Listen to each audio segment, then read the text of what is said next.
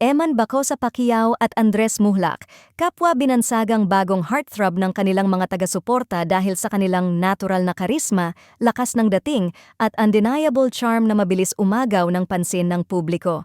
Bagamat magkaiba ang mundo na kanilang ginagalawan, si Eman bilang isang rising athlete na abala sa kanyang matinding training at paparating na laban, at si Andres naman bilang isang young personality na patuloy na umaangat sa showbiz, nagkakaroon ng kakaibang excitement ang fans tuwing nababanggit ang kanilang pangalan sa iisang usapan.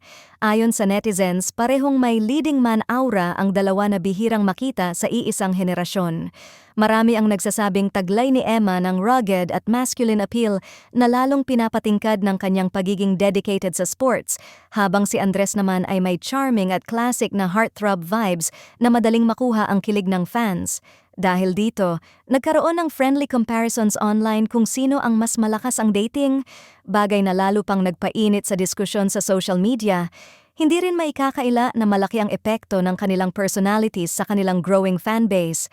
Si Eman ay madalas purihin dahil sa kanyang pagiging focused at disciplined, dahilan para makita siya ng fans bilang strong and dependable type, habang si Andres naman ay pinupuri sa kanyang natural charisma at pagiging relatable na nagiging dahilan para mas lalo siyang mahalin ng kanyang supporters.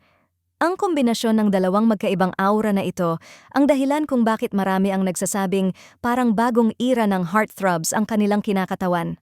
Dahil dito, may mga fans na nag-i-imagine pa ng posibleng collaborations o projects na maaaring magkasama ang dalawa, na siguradong magdudulot ng matinding kilig at excitement. May ilan ding nagbibirong kung magsasama umano sila sa isang proyekto o event, tiyak na magkakaroon ng visual overload dahil parehong matangkad, gwapo at malakas ang appeal.